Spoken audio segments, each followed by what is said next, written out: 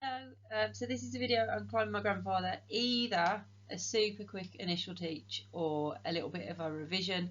It's just one of the family poems from the Love and Relationships cluster.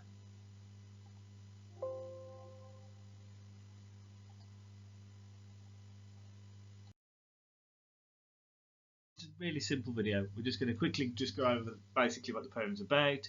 Small amount of context, you don't need to know everything about the poet's life, and then more in depth, the AO1 looking at the feelings and the ideas of the poem, and your AO2 analysing one quote in detail or a couple of quotes in detail in terms of the language used.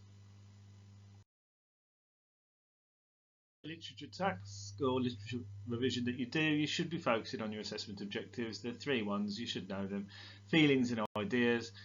Obviously that applies for all your text, but in the poetry we are looking at the comparison and links as well. AO2 is your language and your structure, particularly with poetry, and AO3 just the key context, the key important ideas.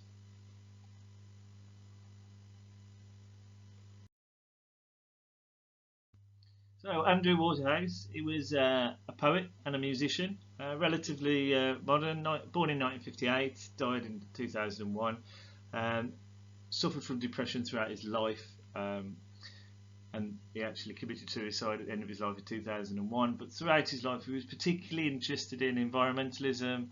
He wrote lots and lots of things about nature. And that's the case here, isn't it? Yeah, definitely.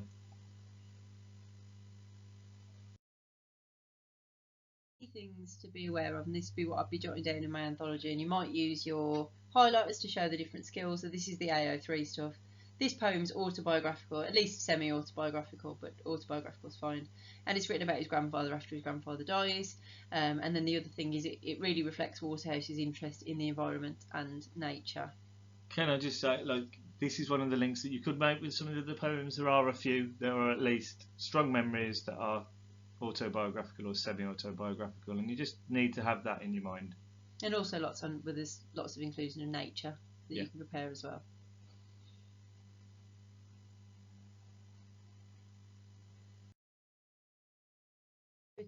If I were you, I would pause and give it a couple of read-throughs. This sort of applies to unseen poetry as well. You never really want to be diving in to try and analyse something when you've only looked at it once, but I will just quickly read it through. So it's called Climbing My Grandfather.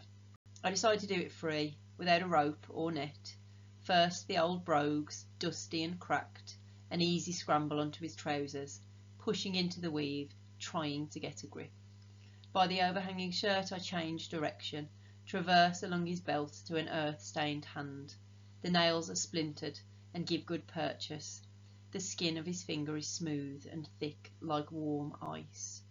On his arm I discover the glassy ridge of a scar, place my feet gently in the old stitches and move on. At his still firm shoulder I rest for a while in the shade, not looking down, for climbing has its dangers, then pull myself up the loose skin of his neck to a smiling mouth, to drink among teeth. Refreshed, I cross the screed cheek to stare into his brown eyes, watch a pupil slowly open and close, then up over the forehead, the wrinkles well spaced and easy, to his thick hair, soft and white at this altitude, reaching for the summit, where, gasping for breath, I can only lie, watching clouds and birds circle, feeling his heat, knowing the slow pulse of his good heart.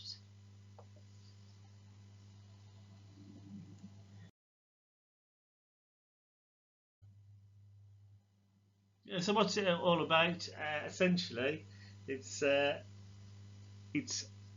him from the perspective of a child. He certainly is small, and he's recounting the childhood memories of the time spent with his grandfather, who we know in real life he really look up to.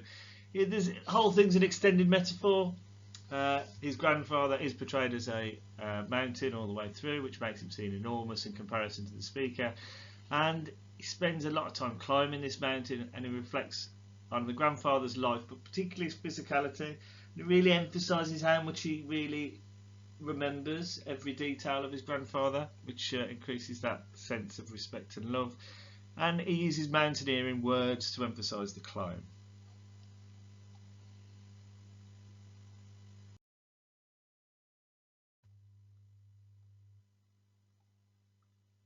Okay. Do you want to? Yeah, I'll say. So, feelings and ideas. It's admiration. He looks up to this man. That's why he's a mountain in comparison to him. So we've got these two quotations you might want to use if you talk about this poem. At his still firm shoulder, you've got this idea of shoulder represents more than just a part of your body. Shoulder is something that sort of carries burdens and is supportive. And even as an old man, even as a grandfather, it's still firm. So he still sees his grandfather as a man of strength, both physically and emotionally, I'd guess. Yeah. And also the second one, knowing the slow pulse of his good heart. He knew him so well, almost like he knew every heartbeat. His heart is defined by that adjective good, to show that he's a good man. Obviously we know that heart, the organ, the heart, is used as a metaphor for how you are about feelings and what sort of person you are. And then the slow pulse sort of suggests a calmness, a steadiness in his grandfather, that he was always there, maybe not easily panicked or scared, and someone he could always rely on. Maybe as well, the slow pulse could show that he's slowing down as he's getting older, and that idea of the age. Nice. Okay, so slightly harder. The importance of memory and the past. So this journey that he takes up his grandfather, this mountain, this metaphor, seems to be a reflection on the importance of his grandfather, but also has these little references to himself. So trying to get a grip, this idea of trying to pull yourself together, and this process of looking back and reflecting on his grandfather and what his grandfather was like is helping him somehow to get a grip and to move on. And then similarly, not looking down for climbing has its dangers. That sometimes looking back is hard. Sometimes looking back on the past can be difficult, but it doesn't mean that we shouldn't do it. We shouldn't keep moving on, keep reflecting on those things. Slightly harder idea, but I think definitely there that this reflection isn't just about the importance of his granddad, but also about himself and what he gains from reflecting on this, these memories that he has of his grandfather.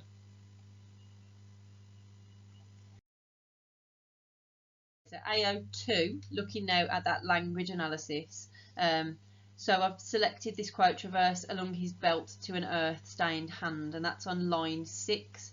You might want to use a different coloured highlighter to indicate that this is moving on to assessment objective 2, which is all about the analysis of language and structure.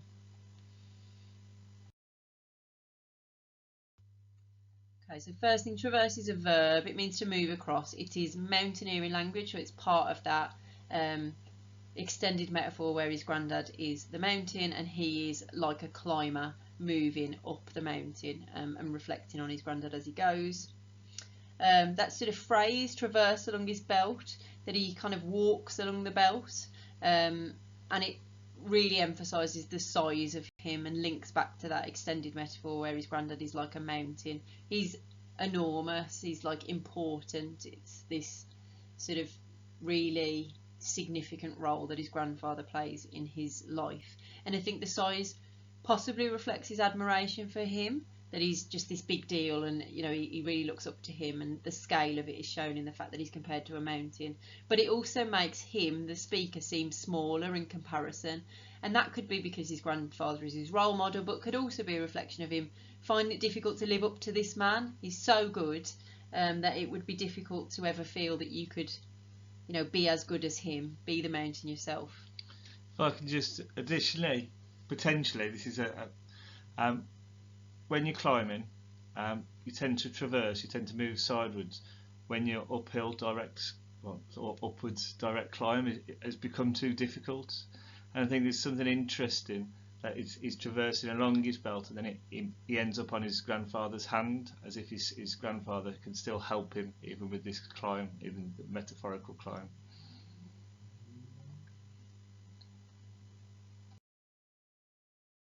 Okay, and then carrying on with this same quote, so the phrase earth-stained hand, so he moves along the belt to the hand. Again, it's a phrase, I think probably, the simplest interpretation, that his grandfather's hands were often dirty. This may be a specific childhood memory. His grandfather was outdoors a lot, maybe grew vegetables, whatever, in his garden, spent a lot of time gardening. And I think there's some, the simplest thing to say is that his grandfather's hands probably were a lot in his childhood and his memories of him. Makes him seem outdoorsy. There's this idea, this romanticised idea of a man being connected to nature, and this seems like that very much applies to his granddad. He's a sort of simple, outdoorsy man. The adjective stained is interesting because a stain is something that's very difficult to remove, and that might emphasise this really deep connection. You can't just easily wash off a stain. It's something that lasts. It's something that's sort of, a part of you, and this connection to nature that his grandfather has is a key part of him. I think there's also, because he's a poet and a musician, that there is that sort of admiration of the fact that his grandfather's a very practical man. If you wanted to make an easy comparison, we obviously see it in Letters from Yorkshire, where the woman who's living in London has that admiration of the more practical outdoor life. The fact of role models being someone who is good with the earth or good with nature is something that does crop up in a number of the poems. Obviously Follower as well. Yeah, and then because the poet, we know, was deeply interested in nature and environmentalism, we've got this sense of a shared love and maybe a connection, and maybe his interest in those things started with his grandfather when he was young, and that was something that connected them, and part of why he sees him as this mountain, and something that he admires so much.